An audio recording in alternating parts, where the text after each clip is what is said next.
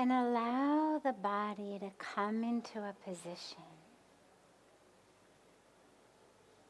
in which you are comfortable to sit for a few moments.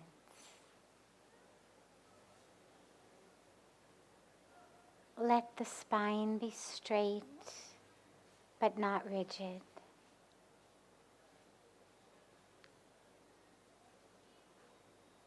Find a posture of balance and ease. One in which the breath can flow freely.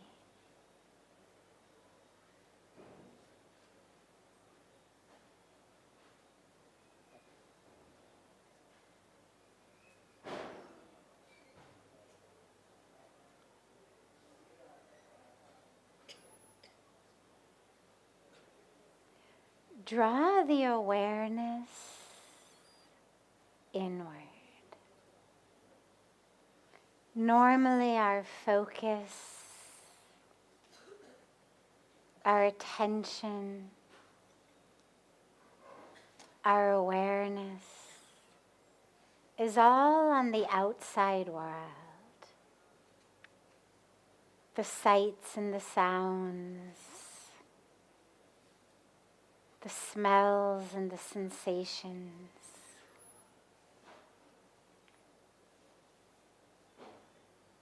But allow yourself to draw the awareness from the world outside to the world inside.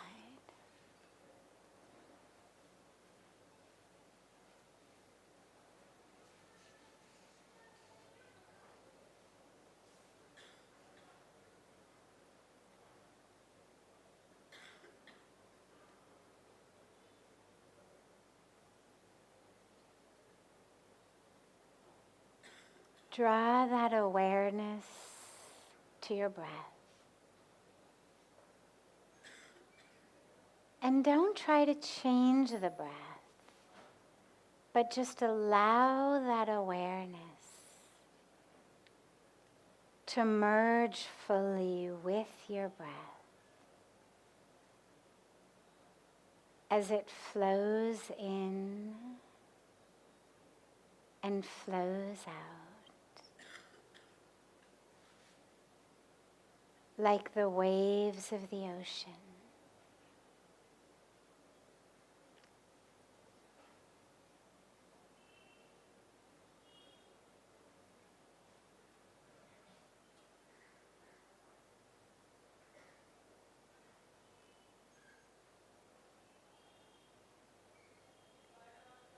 And on the exhalations, as you exhale, allow yourself to let go. Let go of all of that you are holding on to. Anger, grudges, pain, stories that we tell ourselves about why we are a certain way.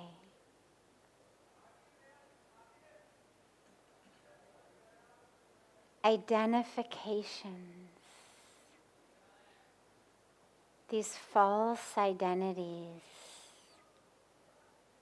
based on the body,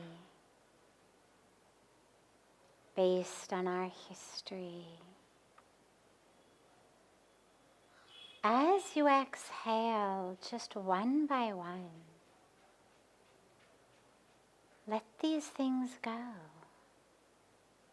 Just consciously exhale them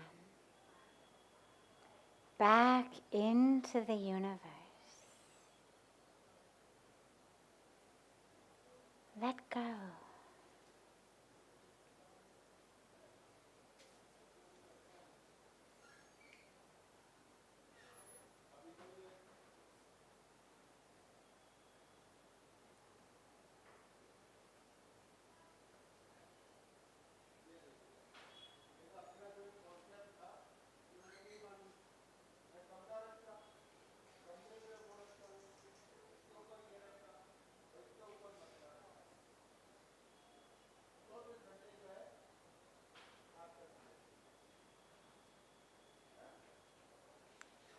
As you exhale, let go. Let go of another mask that you wear. Let go of another role that you play.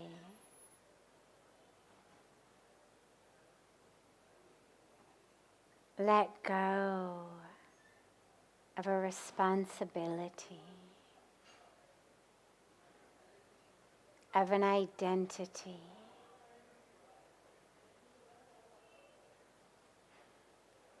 of a personality.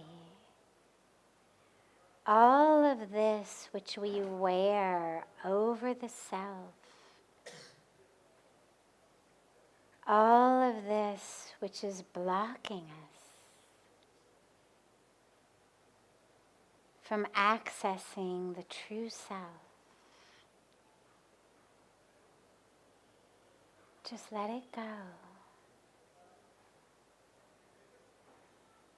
Exhale and let it go.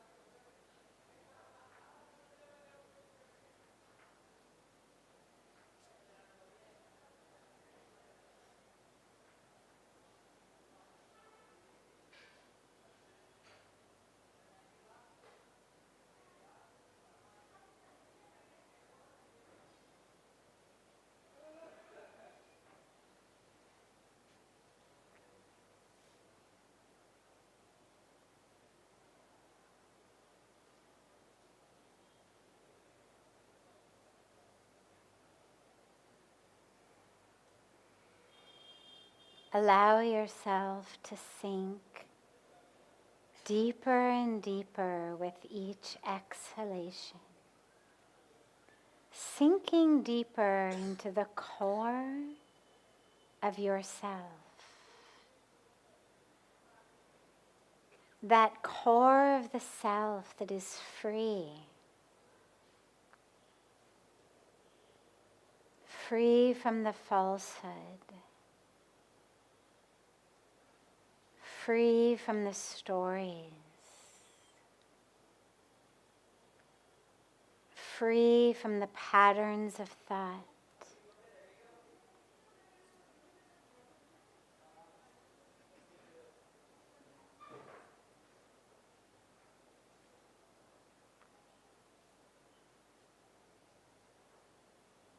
Allow yourself to sink deeper and deeper. As you exhale, let it go and drop down.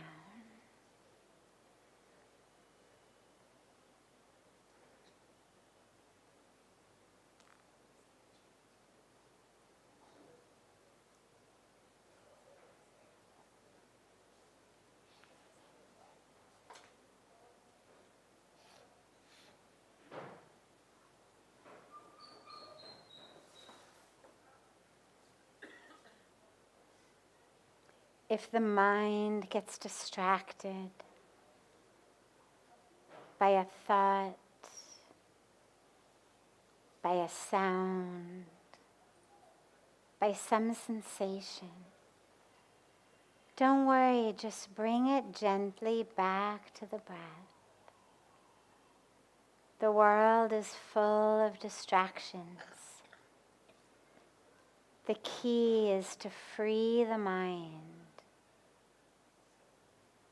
which means unhooking our awareness from those distractions. So if you notice that you've gotten distracted, don't worry. Just gently bring the awareness back to the breath.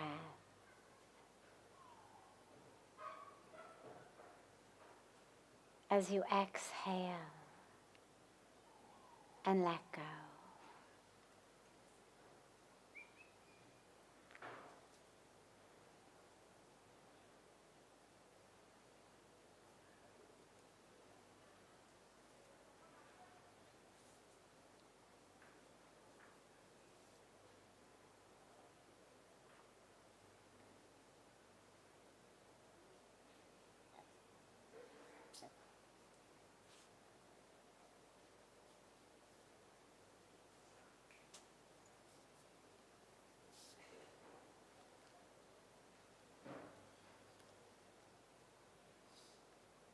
Slowly and gently, bring the palms of the hands together at chest level. Gently rub them against each other.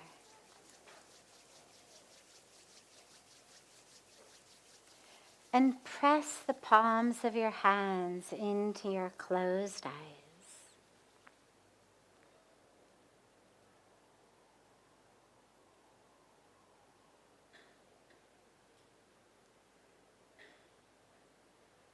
Slowly open your eyes and lower your hands.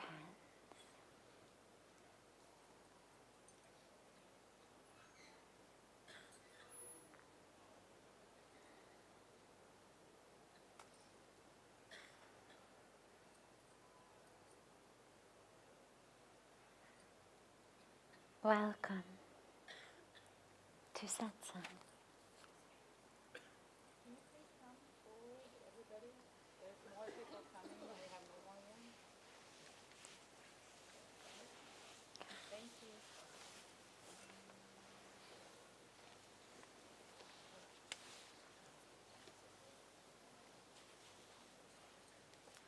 It's such a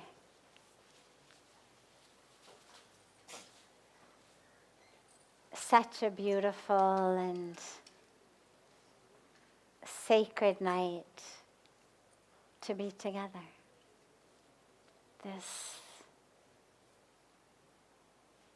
This evening of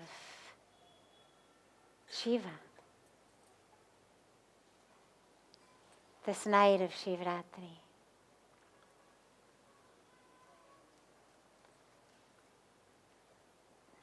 We'll start as usual with a question that's coming in advance and then open it to any questions that anyone here has.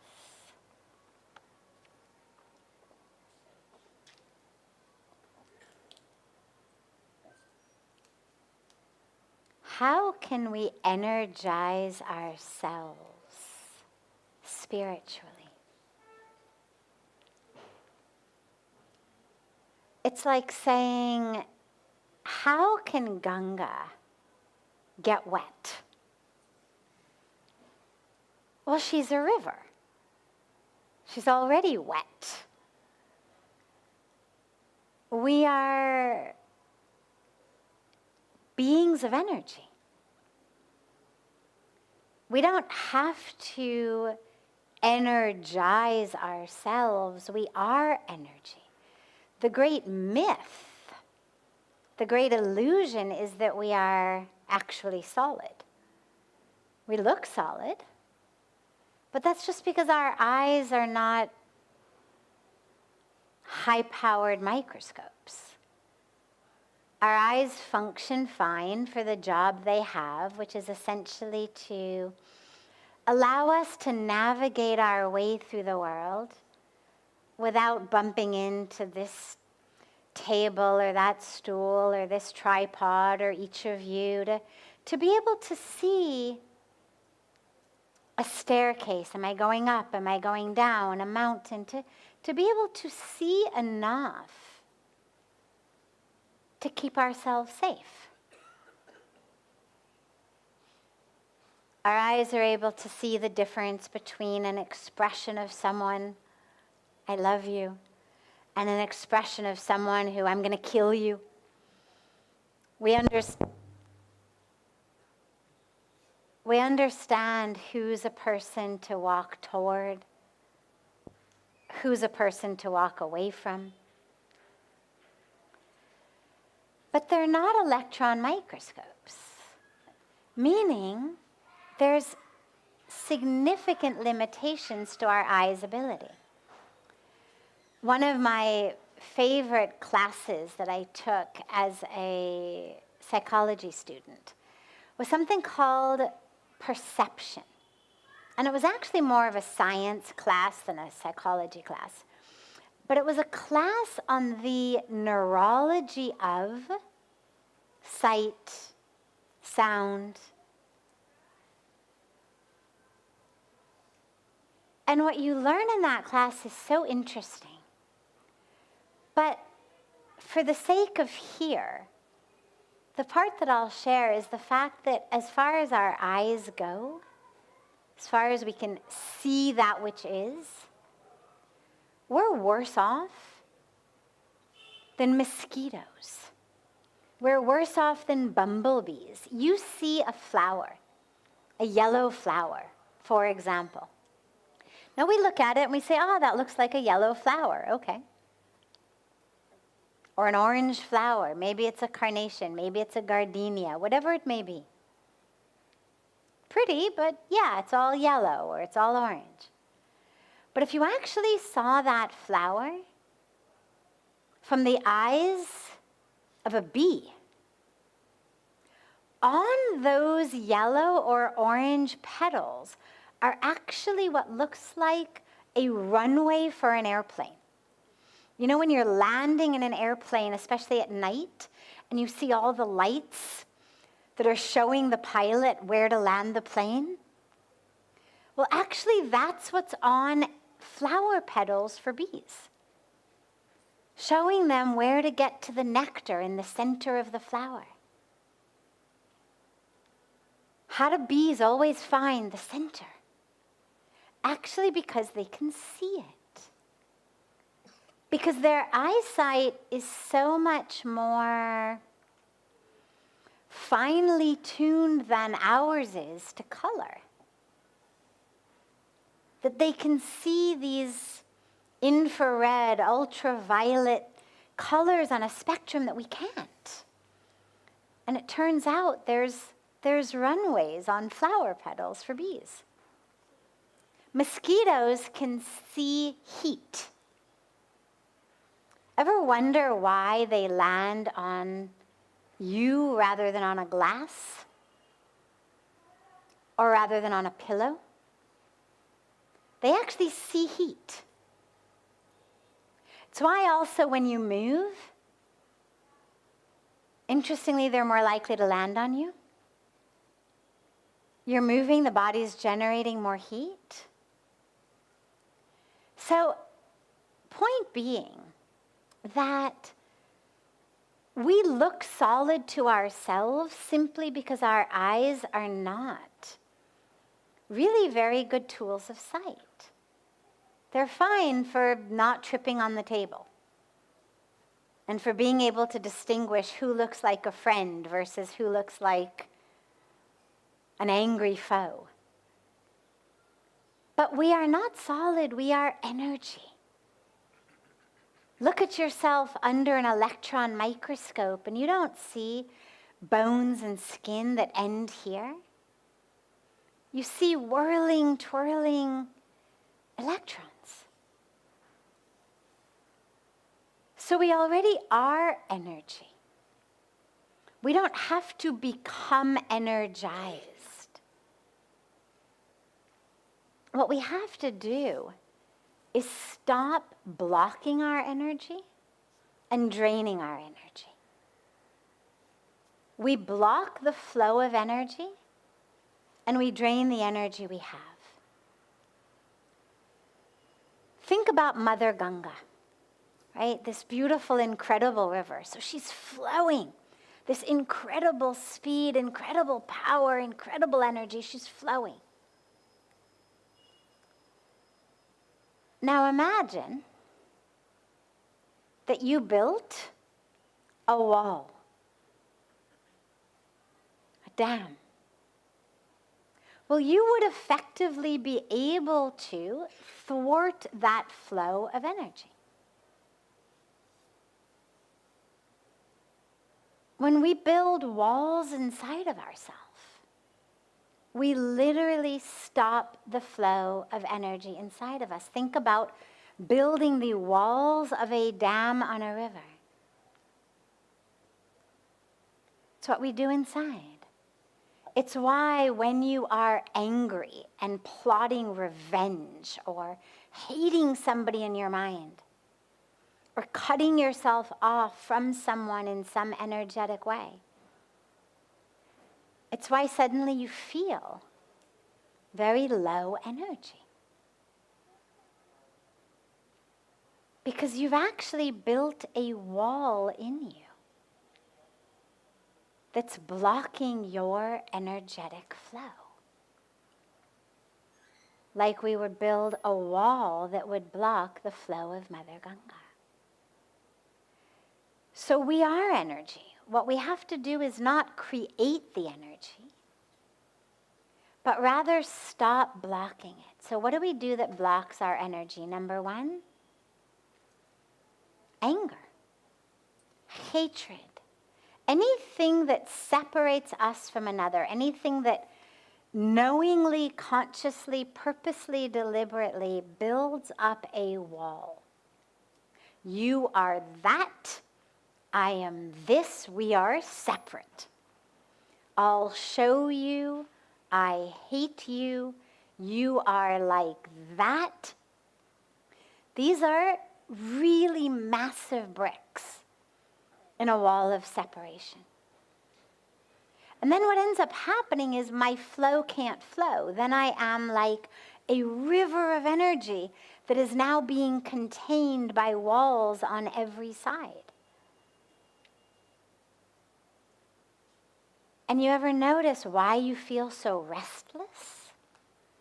Why you feel anxious? Why you can't sleep? Because you have this energy that cannot flow. It's got nowhere to go. So you don't want to build walls. And wherever they are already built, you want to block or break them. Break those walls, let the energy flow. The other things that we do that block our energy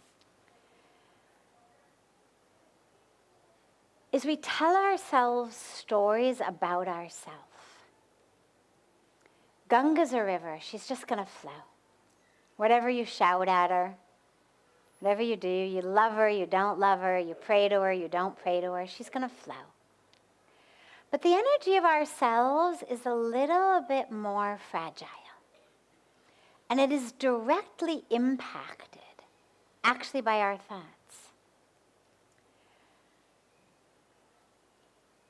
That which we tell ourselves about ourselves changes the course of the energetic flow within us.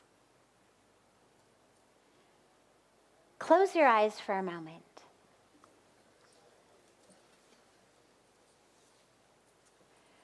And think for a moment about a time in your life in which you felt really loved. Doesn't matter by whom. It could have been a parent, a grandparent, a teacher,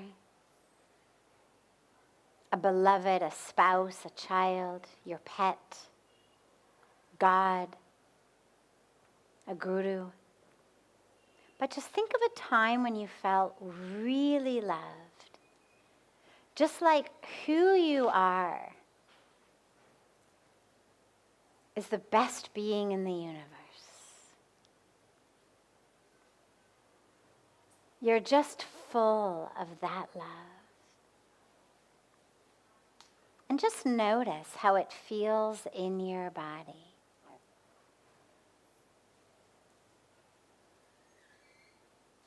And then think of a time in which you felt like you were smaller and less worthy than a speck of dirt. That you were just the lowest, stupidest, worthless creature on the planet. Not even a creature, just a nothing. Maybe somebody said something or they did something. Something happened to make you feel like that. Think about that. And notice how that feels in your body.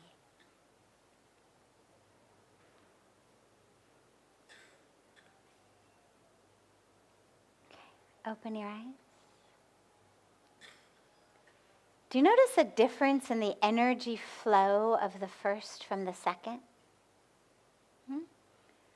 What does the energy feel like in the first one when you're feeling loved? What does it feel like? Expansive, yes. What else? Light. Warm, expansive, light, warm. What else does it feel like? Loved, absolutely. Happy. Anybody feel powerful? Powerful energy? A sort of, you said expansive, a sort of infinite nature of that energy. Anybody feel that? Yeah. I'm sorry? Yeah. Now, what is the energy of feeling more worthless than a speck of dirt feel like? What's that energy feel like in the body? Dark? Lost? Heavy? Anger? Narrow? Hurt? Empty? Lost? Yeah, so the energy is dissipated. It's lost, it's empty, it's narrow, it's injured. So, and by the way, you'll notice, I didn't tell you anything. Wasn't that something happened in your external world that made you feel loved? You just were tapping into a moment in your life when you knew you were loved. You were tapping into a truth of yourself, which is how lovable you are, how worthy you are, how full you are, how whole you are, how right you are. So when we realize and remember that, when we anchor in love, the energy flows. When we think about ourselves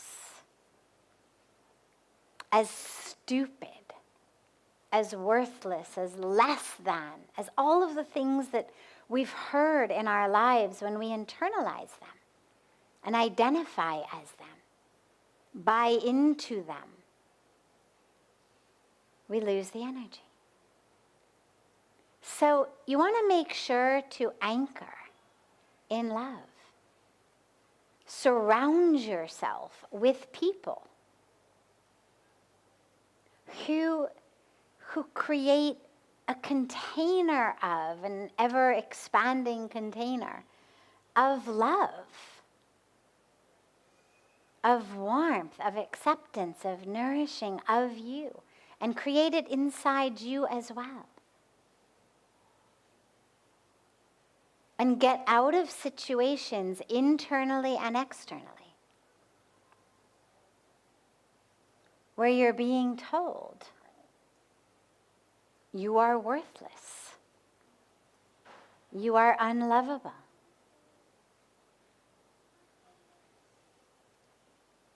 Because that stops the flow. So we don't need to get the energy. We need to just stop stopping the flow of energy.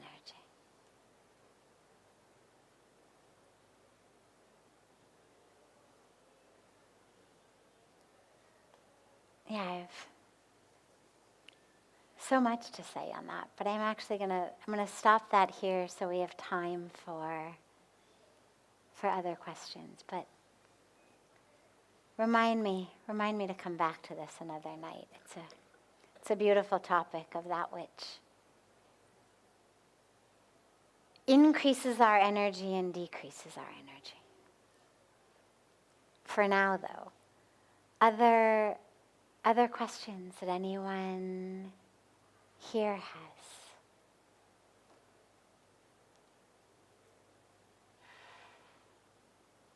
Yes. She's just going to give you a mic. Hi. My question is why we feel that we are like good compared to animals. Animals have very good energy. Mm-hmm. When you said think about the good part of your life, I feel the stray dog to whom I feed daily, they give me very amazing experience. They give, they have the aura, Yes, what beautiful. I truly feel. So I want you to tell people why we just hate them Well, instead of loving them because they are so good. beautiful.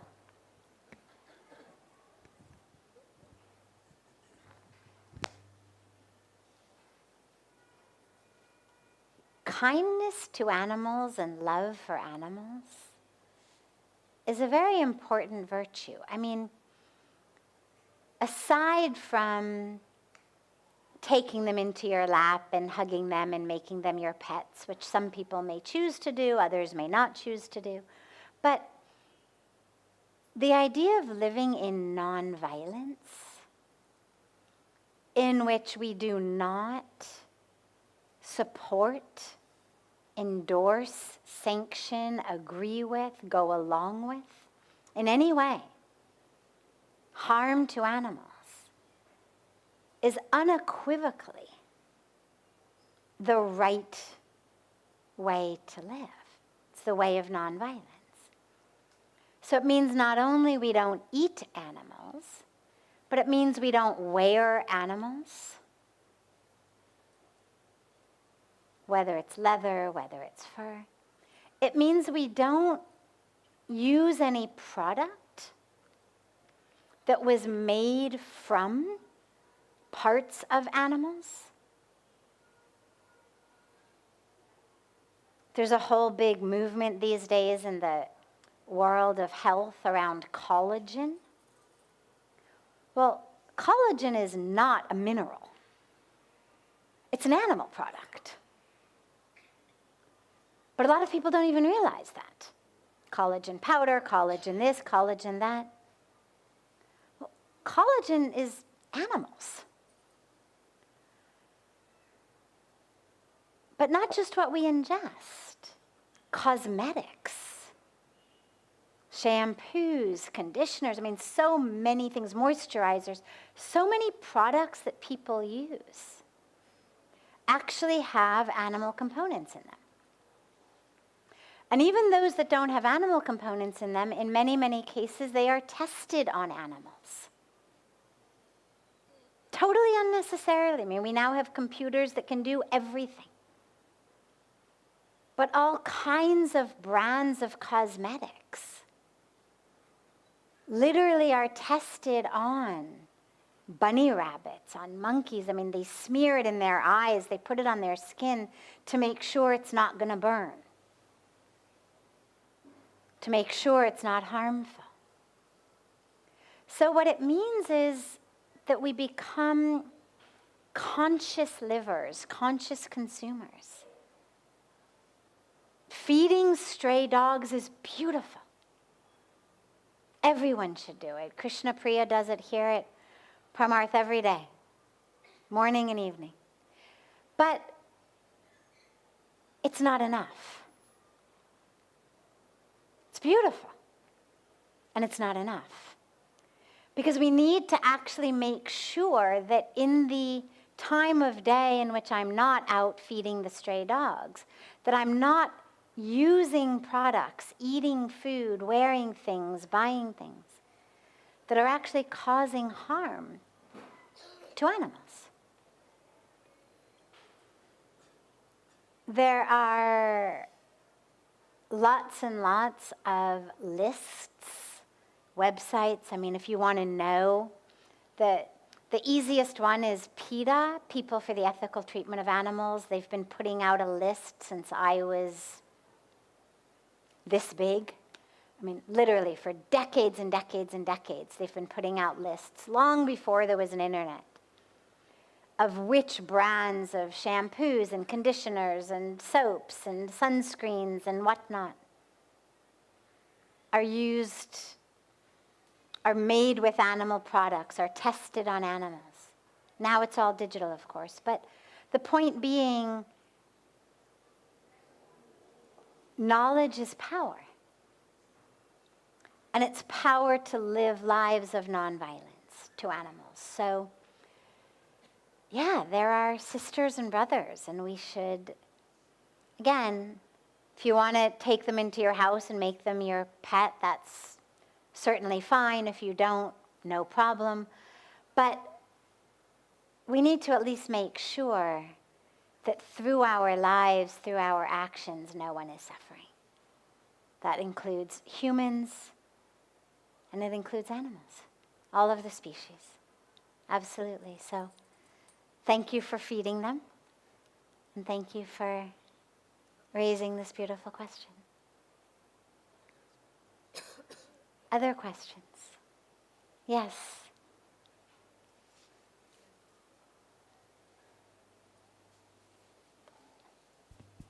यहीं दिया, थोड़ा सा जल्दी दे दें. Thank you. So much of angst and pain that's within us is because of the self. And we try to pin it onto people and situations and times. But at the core of it is the self. And today you spoke about the poison and that you shouldn't bottle it up or throw it out. But over a point of time, you've ingested so much that you don't know how to process it. And then you also spoke about flowing because we are energy. A lot of times we bring up walls because we are scared of who we are, and that if we flow, will we hurt the communities that we've built around us, our families, people dear to us, who may not, who could get hurt if we were to flow. How do you process all of this, and how do you overcome it, and how do you bring out your true self? So, if we are flowing, if we're flowing in alignment with the divine, it's not going to hurt people. Meaning, it might hurt their egos. Let's say you and I used to go out drinking every Friday night. We'd go out for drinks, we'd go out chasing men, and we'd have a great time. And we were best friends. And then you decided, you started yoga, you started meditating, you started a spiritual path, and you decided, this is not how I want to live. I don't want to be intoxicated. I don't want to be giving in to lust and infidelity. I want to be living a sattvic, yogic, spiritual life. Now, if I am still committed to living a life of the senses, a life of just eat, drink, and be merry, a life of ignorance, then I may say to you, that's so rude. Don't you love me anymore? Like, we've been best friends for decades. How dare you? ये आवाज़ कहाँ से आ रही है? वो mic को बंद कर दो ना. अपने हाथ में माइक जो है बंद है क्या? देख लेना. We've been friends for decades. How dare you? That hurts. What do you mean you don't want to spend Friday nights with me at the bars and the clubs and chasing cute guys? Come on. Not fair. Now, I may say to you, I'm hurt. And I might look hurt. I might cry. I might sulk. But that's just my ego that's hurt. My true self is not hurt. you've actually created a situation in which my true self has an opportunity to actually expand and open and change. Not the self itself, the self is eternal, but my way of understanding myself, my way of connecting to myself, my ability to see myself. You're forcing me. I've got two options. If you drop me as your Friday night, get drunk and chase guy's partner, I've got two options. Option one is I stay stuck in the way we were living, and I blame you for now what's happening. Option two, if I really love you, is I actually trust that you've caught some glimpse of something that might actually be light, that might actually be truth, and that it's not just an end of my fun Friday nights, but that actually maybe you are bringing some light, some truth into my life. And maybe I have the courage to look at it. Maybe I have the courage to say, God, you're probably right. And you seem so much happier anyway than you used to after a night of drinking. Could I maybe come with you to one of those yoga things or meditation things? Or maybe you could teach me how to meditate also. And I would have the courage to come out of my stuckness and to grow. But you don't know that. You don't know which way I'm going to go, and you're not responsible for it. That's not your karmic package. That's mine. Your karmic package is your realization that how you're spending Friday nights, no matter how much you love me and how much you value the friendship, that it is not in alignment with your truth now. That's your karmic package. That's your right action. The rest is now up to me. How am I going to take that? But that's not your responsibility. And so if I get hurt because I no longer have a go to the pubs and chase boys Friday night partner, that's not something for you to feel badly about. At some point, I'm going to have to face it. If not this life, next life. The whole point of why we keep coming back is eventually we wake up. Eventually we grow. Eventually we see truth. And maybe you've been the catalyst for me to see it in this lifetime. Maybe you haven't. Maybe I'm going to be stubborn and find another Friday night buddy. And it'll be next lifetime or the one after that when I finally wake up. But that's not your responsibility. So real divine flow doesn't actually hurt anybody when it's in alignment with the divine. It's Shivratri. Think about Shankar Bhagwan and Ganga for a moment.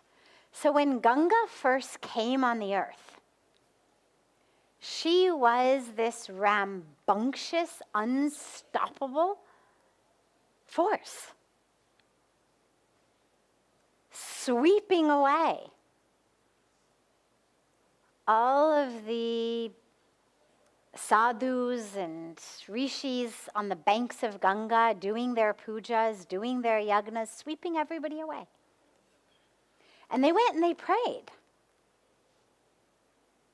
They prayed to God, ki kuch to kar do. Yes, it's beautiful that Ma Ganga has come onto this earth, but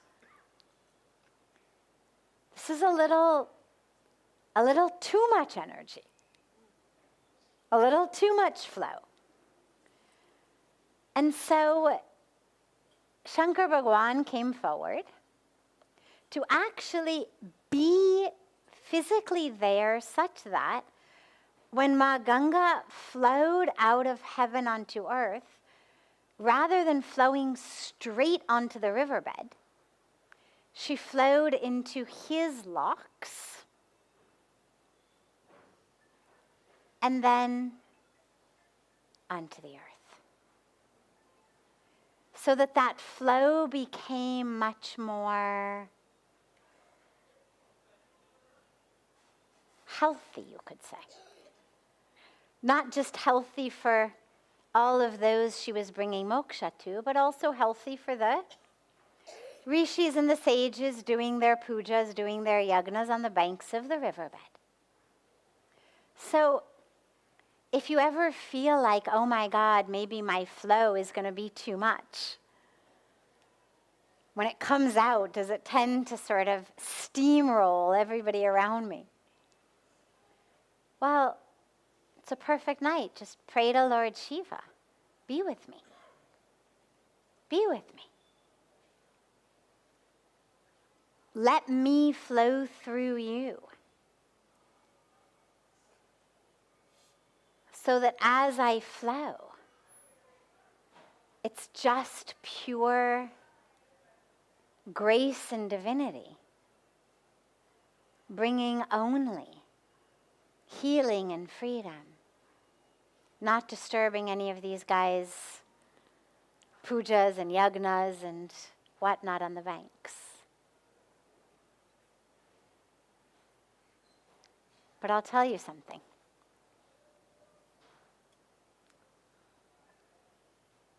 When we very first now you have to remember,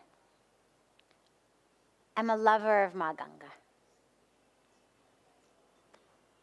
I'm a devotee of Lord Shiva as well, of course. But when we speak about Isht Devta, like your core aspect of the divine, well, Ma Ganga is my Isht Devta. Ganga for me is everything. So the very first year, 1998,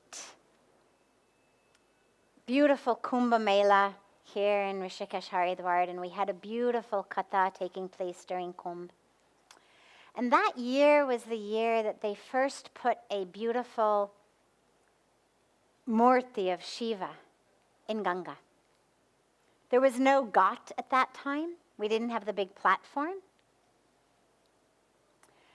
And this was back, 20 plus years ago, before climate change was quite wreaking the havoc that it's wreaking these days. And in those days, you really could say, okay, the monsoon is going to come at this time. Before that time, it's dry. June 15th usually was when the monsoon came. This was April. Kumbh was March, April. So April, the water level was really low, always. So we have this beautiful, the saints come, beautiful katha, and there's an unveiling of this beautiful statue of Shiva, just literally on rocks in Ganga, 10, 12 feet from our ghat. And it starts pouring. And it pours, and it pours, and it pours. And the water level rises and rises and rises. And in a few days, Lord Shiva had been uprooted, not harmed, but gently re-put back down on the other end of the ghat, sort of carried in the water. And I remember just having a moment as a worshiper of Ma Ganga, thinking, yeah, you just let him think that he's the one tapering your waters, that he's the one letting you out so gently like this, that this is just yet another example of your grace. To be so humble, to be so prepared to be held in the locks, in the divine locks, and then let out in that way. But that she rose and rose just to kind of remind us, yeah, I've got the power, but I'm not using it. I've got it, but I'm not using it. So it's a beautiful way to think about the power of that flow. It's there, and we align ourselves with the divine, with Lord Shiva on this night of Shivratri, to help allow that flow to be just in alignment with health and goodness and ease, but with an awareness also that, yeah, the power is there, that Shakti is there, but there's no need. There's no need to sweep away the pujas. There's no need to sweep away the yagnas. We can flow in this way as well. That's also full of the compassion and the love for those we're living with. Okay? Beautiful. So we could go all evening, but I want to end here so we have time to have dinner for those eating dinner and get to the banks of Ganga, back to the banks of Ganga for the beautiful puja and Abhishek ceremony at the feet of Lord Shiva. And then we'll be there for a couple of hours. And then for those who want to go all night, because it's